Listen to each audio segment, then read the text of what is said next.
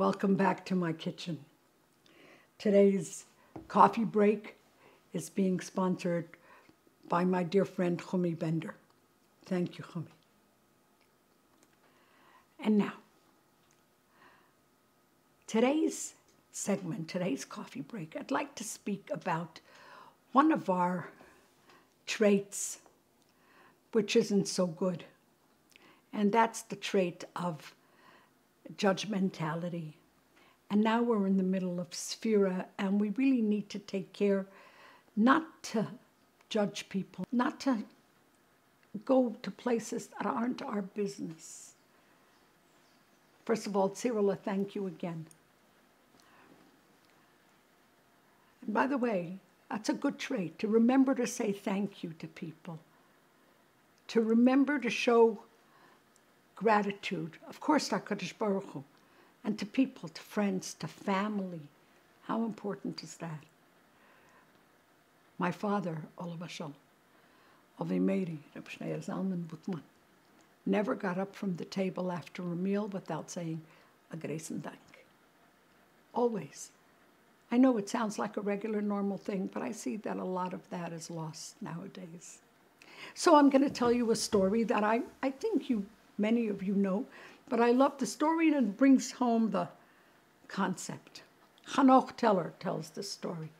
I heard it the first time from him at a Beis Yaakov convention in Montreal 30 years ago, I think. And he told the story as follows. A woman comes to the airport in Israel. She's going by El Al, and I think he said the joke, El Al stands for every landing, always late. They're getting better.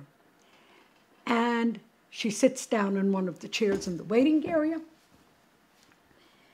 And she's reading a book and she has her cookies. And I'm the same way. I always bring food with me just in case. And she takes a cookie. And there's a gentleman sitting right across from her. She takes a cookie. He also takes a cookie. You see this look? You know, what are you doing eating my cookies? She takes a cookie, he takes a cookie.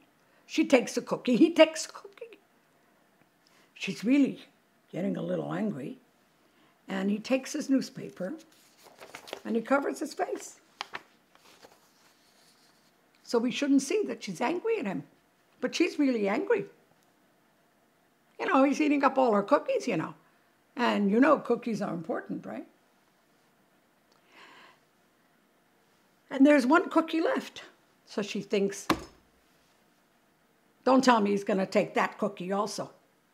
He puts his hand into the cookie box and he cuts that last cookie in half and he leaves her a half a cookie. She is seething. Cookies are very important. She's really angry. But he has a newspaper. She can't even, growl at him. And they call the flight, finally. And she gets on the plane. She puts on the seatbelt. I wonder if it fit after all those cookies. And she sits down and she opens her bag in order to take out her book to read. And guess what she sees inside her bag? Her box of cookies. See those cookies she was eating? They were his. And he covered his face with a newspaper so as not to embarrass her. She spent all that energy, all that for nothing. She was so embarrassed. Do we sometimes do that? Do we sometimes judge someone and find out that it's totally something else? I just read an unbelievable concept. In the Sanhedrin Haktana of 23 judges,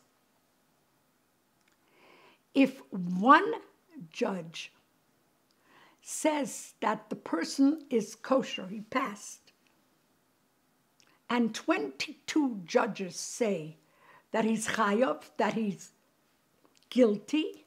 It goes according to the one person. In other words, 1 against 22. Hert gut. But if all 23 say that he's chayav, that he's guilty, the judgment is thrown out. Because it's impossible that not one person saw the good in the person.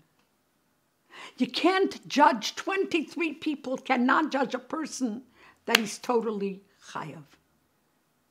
Somebody had to have seen something good. And if nobody did, it's thrown out of court and he goes free.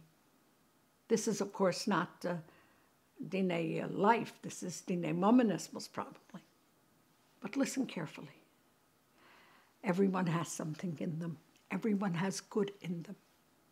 Everyone has a neshama in them. To judge them is wrong. May these days of Sphira, may we be shining like sapphire. Maybe we look at another Yid like he is a shining stone. May we, through this, bring Mashiach immediately now. Seid gesund. Thank you for coming.